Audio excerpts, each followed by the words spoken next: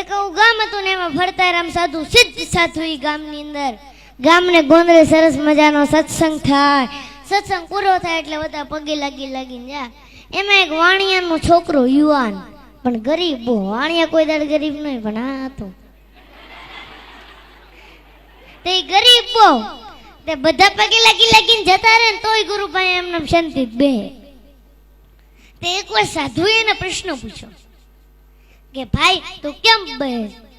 એને કીધું ગુરુ સવારથી સાંજ સુધી મહેનત કરું છું, પરસેવો ભળું છું, પણ ગુરુ રાત્રે ખાવાના રોટલાનો થતો નથી.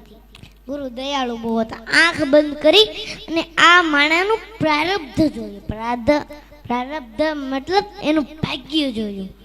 ભાગ્યમાં તો દેખાણું કે આની તો આખી જિંદગી દુઃખમય છે. આંખ ઉઘાડીને કીધું કે તારી તો આખી જિંદગી દુઃખમય છે, પણ જા 5 વર્ષ સુધી હું તને સુખી કરી શકું. 5 વર્ષ પછી આની આ પરિસ્થિતિ થઈ જાય. બોલ તારે મંજૂર છે? એને કીધું કઈ વાંધો નહીં ગુરુ, પણ આ સુખ મળ્યા પછી દુઃખ બહુ વહમું લાગશે, વિચાર કરી લે. એને કીધું કાંઈ વાંધો નહીં, 5 વર્ષ તો સુખ મળશે. એને કીધું કાંઈ વાંધો નહીં ગુરુ, 5 વર્ષ મને સુખી કરો. અને ગુરુએ 2 હાથ માથે મૂક્યા હો અને એટલું જ કીધું જા કાલથી તારા સુખના દિવસો ચાલુ, 5 વર્ષ સુધી તારે ત્યાં તન ખૂટશે નહીં, જા. અને જેવો જ ઘરે ગયો બીજે જ દાડે એને વિચાર આવ્યો કે આ ઘરની અંદર વાસણો જરા કેવા વધારે છે, લાઈન વેચી દઉં, વેપાર કરું. કોઈ સાધુના આશીર્વાદ ફળી જાય ને તો કઈ પૈસાનો ઢગલો નથી કરી જતા. એ બુદ્ધિમાં ક્લિક થાય અને બુદ્ધિમાં જે ક્લિક થાય ને એ સાચી પડે. ભગવાન બુદ્ધિ પ્રદાતા છે. અને ઓલાએ જે ધંધો ચાલુ કરો ઓબલ ને ત્રોબલ ને એવો ધંધો એવા નાણાં ને કે માણા આગળ પાછળ ફરવા મળ્યા. નાણાં આવે એટલે માણા આવે.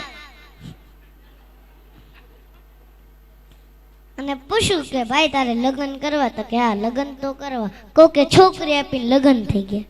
અને પછી હું એક વાત તમને કહું ને, આપણે બધાને મગજમાં ઉતારવા જેવી છે. ઈ બાએ વિચાર્યું કે ભેગું કરવું જ નથી. હા સમજવા જેવી વાત, ભેગું કરવું જ નથી. કાશ હું એફડી કરીશ, આમ કરીશ, તેમ કરીશ, ફલાણું કરીશ, ઢીકડું કરીશ, તો એ મારા ભાગ્યમાં 5 વર્ષ પછી નથી.